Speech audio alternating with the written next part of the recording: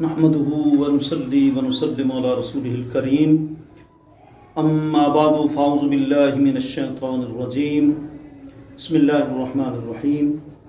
दुनिया भर में हमारे चैनल को देखने सुनने वाले हजरात, जैसा कि आपको मालूम है कि हज़रत फ़ैज़ आलम मखदूम इमाम मखदूम औलिया हुज़ूर दातागन बख्श रहमतुल्लाहि तआला अलैह का 978वां उर्स अनकरीब 26, 27, 28 सितंबर को 18, 19, 20 सफ़र को आने वाला है।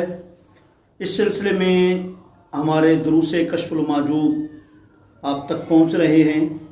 आज का हमारा मौजू है कश्फुल माजूब शरीफ की रोशनी में, अमीरी अफजल है या गरीबी अफजल है, साहिब सरवत होना बेहतर है या साहिब फ़क्र होना बेहतर है। अल्लाह रब्बुल इज़्ज़त ने कुरान मजीद में फ़ुक़रा के बारे में, ख़ासकर असहाब सुफ़ा के बारे में फरमाया, लिल फ़ुक़रा अल्लज़ीना उहसिरू फ़ी सबीलिल्लाह ला यस्ततीऊन दरबन फ़िल अर्द यहसबुहुमुल जाहिलु अग़निया मिनत तअफ़्फ़ुफ़। फरमाया फ़कीर वो हैं जिन्होंने अपने आप को अल्लाह की राह में वक्फ़ कर दिया है और जहल उन्हें ये समझते हैं कि वो अमीर हैं और वो मांगने से बेनियाज हैं जी। और अल्लाह फरमाता ला यसलून अन्नास इल्खाफ़ा, ये असहाब सुफ़ा किसी से चिमट कर कोई चीज़ नहीं मांगते जी। तो एक तरफ ये है और दूसरी तरफ अल्लाह ने फरमाया या अय्युहन्नास वअंतुमुल फ़ुक़रा इलल्लाह, ऐ लोगो तुम फ़कीर हो और अल्लाह गनी है जी। और कहीं सरकार दुआ मांगते हैं, अल्लाहुम्मा अह्यिनी मिस्कीनम व अमितनी मिस्कीनम वहशुरनी फ़ी ज़ुमरतिल मसाकीन, ऐ अल्लाह मुझे मिस्कीनों में ज़िंदगी गुजारने वाला बना दे और मिस्कीनों में मुझे ज़िंदा रख और क़यामत व दिन इनकी जमात में उठा। तो फ़कीर और मिस्कीन वो होता है जिसके पास कोई चीज़ ना हो लेकिन दुनिया ना आए तो वो उससे बेनियाज होता है, उसकी फ़िक्र नहीं करता, और अगर आ जाए तो उस पर असर नहीं करती क्योंकि उसका दिल अल्लाह की मोहब्बत से भरा होता है। तो अब इसमें हज़रत फ़ैज़ आलम मखदूम इमाम मखदूम औलिया हुज़ूर दातागन बख्श अलैहिर्रहमा कश्फुल माजूब शरीफ में आपने बड़ी मुफस्सल बात की कि अमीरी अफजल है या गरीबी अफजल है। तो इसमें आपने जो बात की है उसका हम खुलासा अपनी वसअत के मुताबिक अर्ज करते हैं। आप फरमाते हैं एक कौल के मुताबिक अमीरी और गिना अफजल है। उसकी वजह यह है कि अमीरी और गिना जो है ये गनी होना हकीकतन अल्लाह की सिफत है और बंदे को जो गनी कहा जाता है वो मजाजन कहा जाता है। जिस तरह हज़रत जो है वो उस्मान बिन अफ़्फ़ान रज़ियल्लाहु तआला को गनी कहा जाता है, वो मजाजन कहा जाता है। तो लिहाजा क्यों अल्लाह का गिना वो असबाब का मोहताज नहीं है जी, वो खुद जो है वो क्या कहते हैं कि मुसब्बिबुल असबाब है, असबाब को खुद पैदा करने वाला है, वो असबाब का मोहताज नहीं है। लेकिन बंदा जो भी गनी है वो असबाब का मोहताज है। तो पता चला कि वो गनी है और बंदा फ़कीर है क्योंकि वो किसी का मोहताज नहीं और बंदा उसका मोहताज है, हर लम्हा उसका मोहताज है। तो इससे मालूम हुआ कि अमीरी और गिना जो है वो अफजल है और फ़कीरी अफजल नहीं है। और दूसरी बात फ़ैज़ आलम ज़िक्र करते हैं कि हज़रत इब्ने अता और हज़रत जुनैद बगदादी रहमतुल्लाहि तआला अलैह सईद तैफ़ा आपस में बैठे थे तो मुकालमा चल पड़ा कि ये बताओ जी कि अमीरी अफजल है या गरीबी। तो उसमें जो इब्ने अता थे उन्होंने ये कहा कि जो अमीरी है वो अफजल है क्योंकि अमीर लोग क़यामत वाले दिन अल्लाह से पुलसिरात पर जब मिलेंगे हिसाब किताब देना पड़ेगा, ज़कात का, पैसों का, वगैरह वगैरह। जब ये मामला होगा तो गुफ्तगू होगी और शर्फ़ कलाम होगा। तो आपस में ज़ाहिर बात है शर्फ़ कलाम जब होगा अल्लाह ताला से हम कलाम होना जो है बेहतर है जी।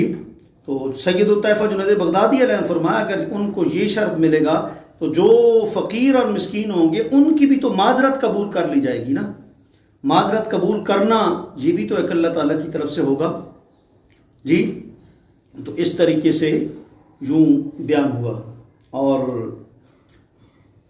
یوں بھی کہ امیر صاحب صدقہ ہوتا ہے لیکن غریب صاحب صدق ہوتا ہے.